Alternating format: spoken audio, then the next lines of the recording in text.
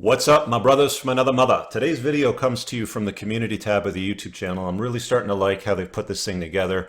On the homepage of the channel, of course, you can find it under community. I find it shows up really well on the subscription feed on mobile devices. It's great for doing surveys. It's great for taking topic suggestions from you guys. So let's dive right into the topic suggestions. I'm going to do the most popular ones that were voted thumbs up by you guys. To make sure you don't miss out on these, make sure you smash the subscription button and bang the notification bell so you can participate with the community. All right, so Chris says over here, how can you make yourself a high-value man after a divorce breakup and a period of being single? How do you make yourself interesting to women if you have no luck with women? All right, let's think about this for a second. I'm doing these off the cuff, haven't read them. You got to be, I mean, the optics have to be there, bottom line.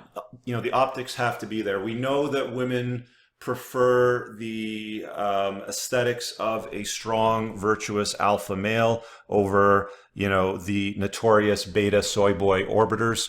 So picking up heavy stuff, putting it down matters. I preach it all the time on the channel. I talk about it in every live broadcast that I practically do now when guys are looking for help with losing fat, building strength and stuff like that. But it's really as simple as heavy compound exercises, getting good nutrition into your face. So if it comes out of a freezer or a microwave and it's got ingredients on the box that you can't pronounce, don't put it in your face. It's as simple as that. And of course, good restful sleeps. I did a video on the channel. You can go diving for it on getting better sleep if you need help with that. So that'd be the first thing. You've got to have your money right as well. If you've been divorced, I'm imagining you're in the later years of your life. You're not a 20, 30 something year old, probably maybe in your 30s. Most guys get divorced around their late 30s and 40s. So you got to have your money situation right. Women in generally don't want to take care of a guy. They don't want to be winners. You know, women want to be with a winner. They don't want to be the winners, sort of thing. So, you know, as unromantic and as annoying it sounds to a lot of dudes, I know that they get red pill rage out of this. I'll be talking to this in a separate video.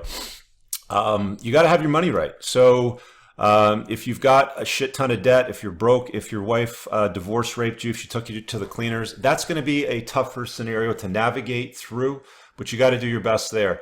Hypergamy doesn't care. Hypergamy doesn't have time for men's shit. Even though we'd like to think that women are, you know, the softer, more kinder sort of sex and the more agreeable type, which is what they usually are. I mean, they are more agreeable than men, generally speaking. They just don't care. You know, if they're an attractive woman and you are interested in dating them, going out with them, banging them, whatever your dating strategy might be, they're generally spoiled for choice if they're attractive. They don't even have to go on dating sites, man. All they got to do is go to the grocery store, take the garbage to the curb, and somebody will hit on them. So, again, work on those two things, I would say. Don't go for gold diggers. You know, when I talk about the money aspect of it, I'm talking about having it right, but not blowing it on dumb stuff.